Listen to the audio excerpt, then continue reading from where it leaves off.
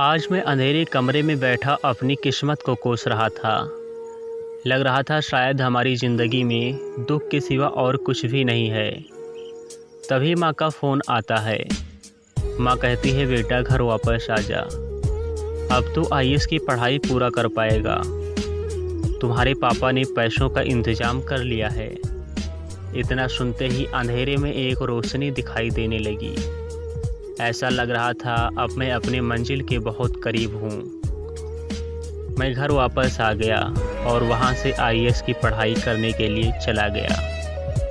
मैंने दिन रात पढ़ाई की और मैं आईएएस अफसर बन गया। मेरे गांव में अभी तक कोई इतनी ऊंची पोस्ट पर नौकरी नहीं पाया था। अपने गांव का मैं पहला शख्स था जो आईएएस अफसर बना था।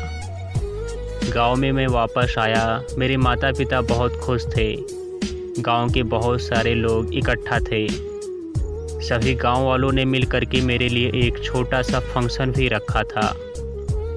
गांव वालों की यह खुशी देखकर मैं भी बहुत खुश था। इतने सालों में जो खुशी मेरे चेहरे पर एक सेकंड के लिए न आई, वह आज आ गई। आईएएस अफसर बनने के बाद भी मैं खुश नहीं था। दूसरे दिन ही मैं नौकरी ज्वाइन कर लिया। धीरे धीरे समय बीतता गया, लेकिन अभी भी मैं खुश नहीं था और अपने काम में मैं बहुत बिजी रहता था। रिश्वत नाम की कोई चीज़ नहीं थी हमारी ज़िंदगी में। मैं हमेशा ईमानदारी से काम करता था। तभी एक पेचीदा केस मेरे पास आया।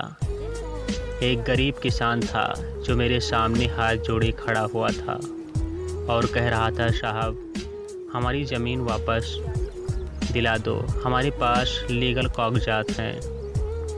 जब मैं उस व्यक्ति को गिरफ्तार करने के लिए गया तो पता चला उस व्यक्ति की आज शादी है।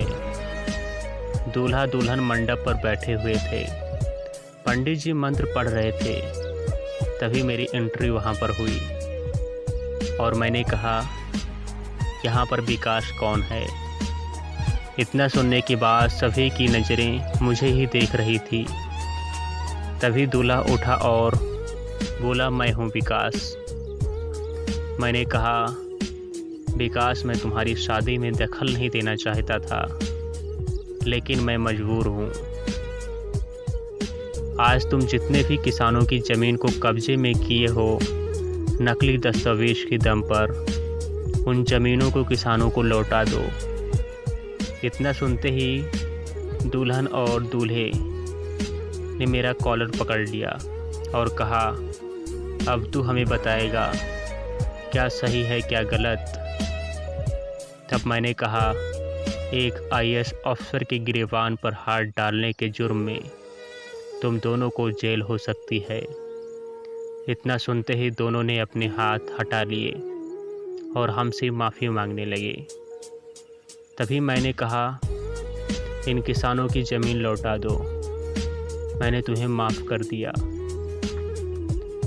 और आगे से ऐसी हरकत ना करना जिससे कि मुझे फिर से यह कदम उठाना पड़े, क्योंकि तुम दोनों पहले से ही जानते हो मुझे और मैं भी तुम्हें जानता हूँ। इसलिए इस बार मैं तुम्हें माफ़ कर देता हूँ। दुल्हन के चेहरे पर शर्मिंदगी थी, क्योंकि वह वही लड़की थी जिसने मुझे भिखारी कह करके अपनी ज़िंदगी से निकाल दिया था और कहा था, मुझे अब अपनी शक्ल मत दिखाना, तुम प्यार के काबिल नहीं हो।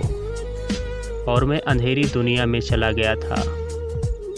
मुझे समझ नहीं आ रहा था मैं क्या करूं, लेकिन ऊपर वाला हर किसी को कामयाब बनाने का मौका देता है। अगर हम उसे समय रहते समझ जाते हैं तो हम अपनी मंजिल की तरफ बढ़ जाते हैं, और हमारे साथ भी ऐसा ही हुआ। अगर मैं उस वक्त उस अंधकार से ना निकलकर बाहर आया होता तो आज शायद मैं इस पोजीशन पर नहीं होता, इस पोस्ट पर नहीं होता। आज मैं बहुत खुश हूँ। इसलिए नहीं खुश हूँ कि मैं उसे झुकी नज़रों से देख रहा हूँ, इसलिए खुश हूँ कि मैं कुछ कर सकता था, कुछ बन सकता था, लेकिन शायद यह मेरे लिए बनी ही नहीं थी। दोस्तों, आपके लाइफ में कुछ भी ऐसी परिस्थिति आए तो नेगेटिव ना लेकर के उसे पॉजिटिव लीजिए। हो सकता है वह आपकी मंजिल ना हो जिसे आप अपनी मंजिल समझ रहे हैं, इसलिए आप निरंतर चलते रहिए, अपनी मंजिल तक अवश्य पहुंचेंगे। दोस्तों, यह छोटी सी कहानी आप सभी लोगों को कैसी लगी कमेंट बॉक्स में बताइए। इस वीडियो को लाइक कीजिए, अपने दोस्तों में शेयर कीजिए। तो मिलते हैं किसी नेक्स्ट अच्छी कहानी के साथ।